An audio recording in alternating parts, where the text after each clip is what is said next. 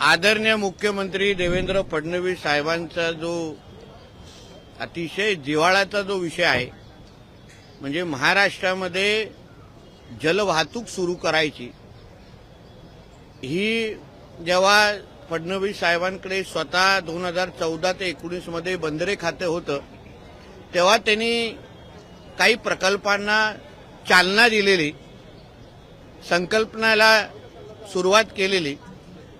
आता त्याच्यातलीच एक संकल्पना म्हणजे मुंबई आणि कोकणाला जलवाहतुकीच्या माध्यमातून जोडणं, रोरो सर्व्हिस सुरू करणं.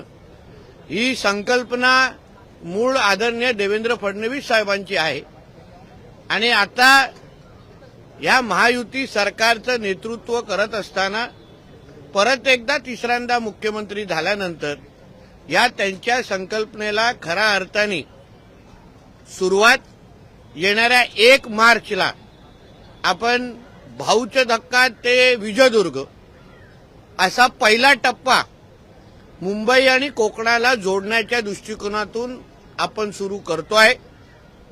हा मुंबई ते विजयदुर्ग हा एक पहिला मार्ग रूट असेल. येणाऱ्या काळामध्ये मुंबई ते रत्नागिरी असो, मुंबई ते महाड असो, असं असंख्य वेगवेगळे रूट ह्याच्यामध्ये आपण वाढवणार आहोत. या बाबतीची पूर्ण माहिती गेल्या काही दिवसापासून, म्हणजे ही बोट सुटणार कुठून, बोटीच्या तिकीटचे दर काय आहेत, ह्याचे सगळ्याची सगळी माहिती वेबसाईटवर अवेलेबल आहे. त्यानुसार तिकीटची बुकिंग पण मोठ्या प्रमाणामध्ये सुरू झालेली आहे. चांगला रिस्पॉन्स या तिकीटच्या बुकिंगला आम्हाला मिळतोय.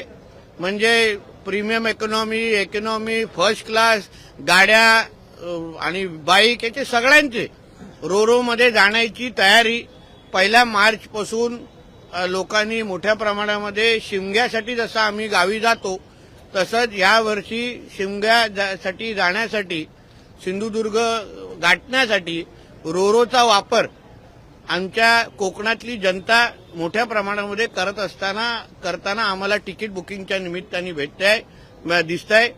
अशाच पद्धतीचे प्रयत्न भविष्यामध्ये पण रोरोच्या माध्यमातून मुंबई आणि कोकणाला जोडण्याचं, किंबहुना मुंबई किंवा महाराष्ट्र अन्य राज्यांबरोबर जोडणं, मुंबईला अन्य जिल्ह्यांबरोबर जोडण्याचं काम आणि पर्यटन, रोजगार आणि कृषी क्षेत्राला चालना देण्याचं काम या जलवाहतुकीच्या माध्यमातून होईल, असं आवर्जून या निमित्ताने नमूद करतो. सुरक्षतेची सगळी काळजी घेऊन, एक तुम्ही लक्षात घ्या, एवढ्या वेळ आम्हाला का लागला, काही 2-3दा तुम्हाला बातम्या द्यायला लागलं, काही रोरो बंद अवस्थेत, अशा काही बातम्या आम्ही ऐकल्या. पण आम्ही काय काळजी घेतली की प्रत्येक सुरक्षेच्या दृष्टिकोनातून परवानगी मिळाल्यानंतरच आम्ही काही ट्रायल रन केलं आणि त्यानंतर आम्ही ह्या पद्धतीचे रोरो सर्व्हिस सुरू करतोय.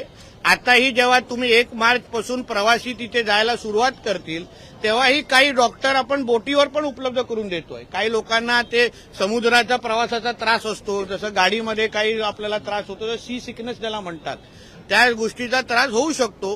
म्हणून त्याचीही काळजी आम्ही आमच्या माध्यमातून घेतलेली आहे.